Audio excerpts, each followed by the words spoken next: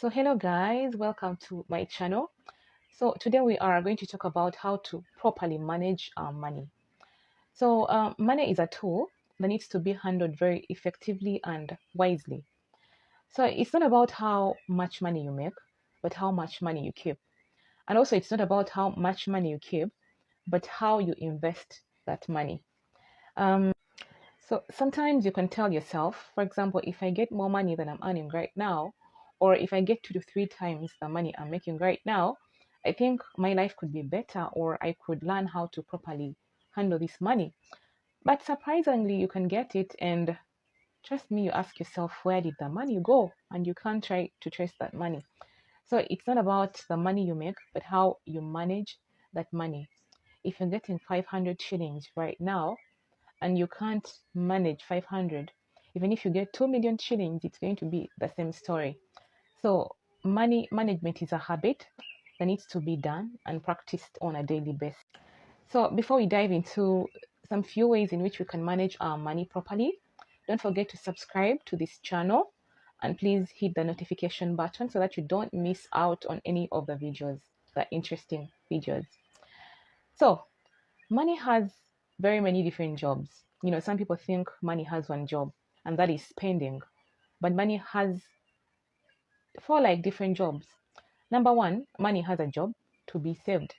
That is number one. When you get your money, it has a job to be saved.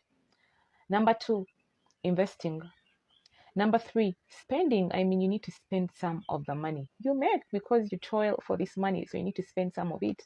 And then number four, donation.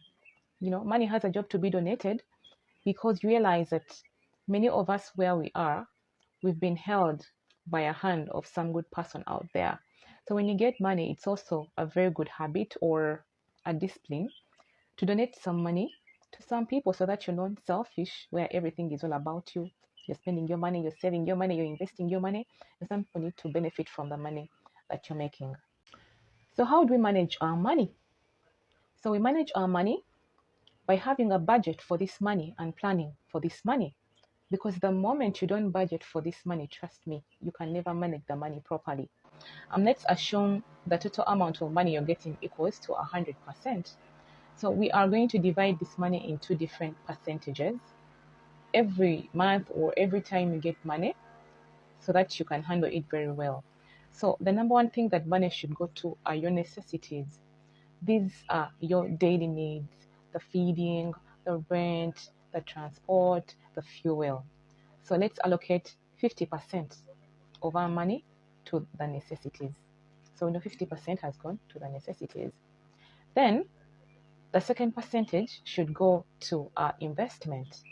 So we are going to allocate 20% to the investments. Here you are saving for the future, for your retirement, or you're taking this money into something that can grow and give you more money, basically. So we are taking 20% there. And then the next percentage is going to go to our emergency fund. You're saving for any emergency that can come in, maybe it's sickness or anything that is an emergency whereby you need money. So we are putting in 10% into our emergency fund.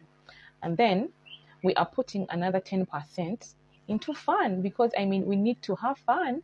We are working and toiling hard for this money, so we need to have some fun. Work without play makes, is it Tom, a dull boy, whatever. So actually we need to have some fun, seriously. So you need to have your 10% that is going into your fun bucket. And then the last 10% is going to go into learning. This is money you're putting aside for any learning opportunities, maybe to learn that new language or to learn a new skill. That is another 10%. So we've literally divided our money into percentages. The 100% has really been divided. That is 50% has gone into our necessities, the 20% has gone into our investments, 10% has gone into our emergency fund, another 10% has gone into our fun bucket, and then the remaining 10% has gone into our learning. So you don't necessarily have to stick to the percentages that I've given you. You can come up with your own percentages depending on the needs that you have. For example, you might want to push more money into your investments. So it's up to you to allocate the percentage that you want. But it's about having a strict budget and sticking to that budget. Every time you get money, whether monthly, whether weekly, whether daily, it's really it's up to you, when you get money. So, but it's about keeping this habit of saving. So you can actually automate this process. For example, if you have your bank account, you can automate the process whereby, for example, every time you get money, the money is chopped off like automatically. The money is chopped off. 50% your necessities, 20% investment, 10% emergency, 10% fun, 10% learning. You can actually automate it. But if you can't, I'm going to talk about a method. It's a traditional method that you can actually use, to try and keep up with these percentages. And that is the envelope method. The envelope method is really a traditional way of saving money. It's really traditional, but I came to like it. I really like it because it really works. I mean, if you really follow it, and it actually helps you to save even on the least amount of money you can think of, whether 20,000. If you have a plan for it, you can save on every penny that you get. So, the idea on the envelope method is to have different envelopes, depending on what we are going to save for. Like we have said, we have our necessities, our emergencies, investment fund. You know, I actually came up with a mnemonic how to remember these things very well. I call it N life or new life, whereby N stands for new, then life, new life. So N goes for the necessities, L for learning, then I goes for investment, then F goes for fun, then E goes for emergency, your emergency fund. You know, I was usually a fan of mnemonics during my university because they make life easy. You can actually remember very many different things by just choosing a simple mnemonic. So my mnemonic I'm using to try and remember this stuff is in life or new life. So when you go back to the envelope method, you're having 5 envelopes.